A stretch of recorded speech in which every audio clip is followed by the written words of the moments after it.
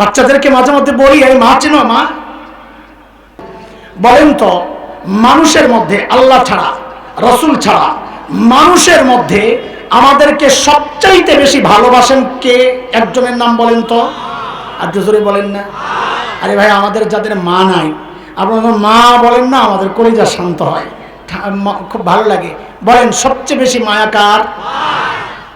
আরে মার কলিজায় আল্লাহ কি দরদার মায়া আর মমতার ভালোবাসা দিছে, মা ছাড়া দুনিয়ার কেউ বুঝবে না। এটা আমি কিছু বলতে পারবো উপলব্ধি, কিন্তু পুরা বুঝাইতে পারবো না।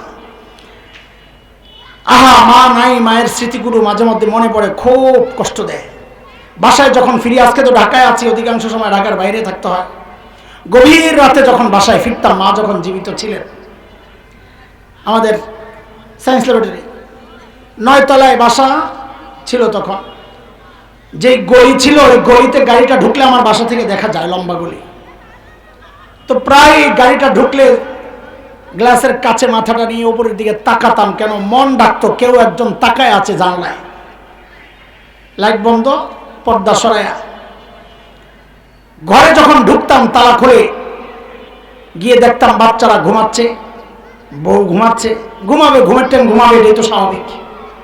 কিন্তু একজন মানুষকে প্রায় যায় সজাগ পাইতাম, তিনি মা। কখনো জানালার কাছে অপেক্ষা, কখনো অস্থির পায়চারি করছেন ঘরের মধ্যে, কখনো যে কি পাইতাম যে ওই যে জায়নামাজে বসে মুনাজাত ধরে কান্না করতেছে। তো মাঝে মধ্যে যাই জড়াইয়া ধরতাম, জিজ্ঞেস করতাম, মা আপনি ঘুমান না? তো প্রায় কথা বলতেন, বাবারে বাহিরে যতক্ষণ থাকো ঘুম তো আমার আসে না।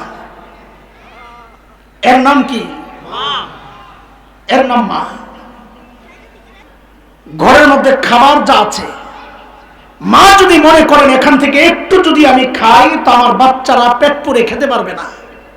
দুনিয়ায় একমাত্র মানুষ ওই মুহূর্তে মা একটা অভিনয় করবেন বাচ্চাদের সামনে, যে আম্মুর ক্ষুধা নাই, বমি বমি লাগতেছে, আম্মু খাবো না, তোরা খায়া নে। অথচ সারা রাত ক্ষুধায় পেটটা জ্বলেছে। এই স্যাক্রিফাইসটা যে মানুষ আজীবন করেছেন, করে যাচ্ছেন, তার নাম কি? আর এর জন্যই তো উলামারা মা আর বাবার কিছু মাসআলা আলাদা করছে। যেমন একটা মাসআলা তো এমন, কোন সন্তান যদি বাবা মার আগে মৃত্যুবরণ করে, বাবা তো সন্তানের লাশের পেছনে পেছনে যেতে পারেন, বাবা সন্তানের কবরেও নামতে পারেন। কেন? বাবার কলিজায় কি দয়া মায়া নাই? আছে। বাবাও চিৎকার করে করে কান্না করবেন, কিন্তু বাবাকে আল্লাহ হিম্মত মনোবল দিয়েছেন, বাবা সন্তানকে দাফন করে কান্না করতে করতেই উপরে উঠতে পারবেন, এই শক্তি বাবার আছে। কিন্তু কোন মায়ের জন্য সন্তানের লাশের পেছনে যাওয়া চলবে না, কোন মায়ের জন্য সন্তানের কবরে নামা চলবে না। কেন? দুনিয়ায় এমন কোন মা নাই যে সন্তানকে দাফন করার জন্য কবরে নেমে ওই সন্তানকে শোয়া ওই মা আবার সুস্থ অবস্থায় উপরে উঠবেন, এমন কোন মা জগতে নাই।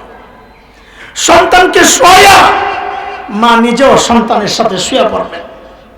এরে ভাই, একটু জানতে চাই আপনাদের কাছে, এই যে মার কলিজায় এত দরদ, এত মায়া, মমতা, ভালোবাসা, কারণটা কি বলেন তো? মা আমার 2 চোখের 1 চোখ বানাইছেন, এই জন্য এত মায়া।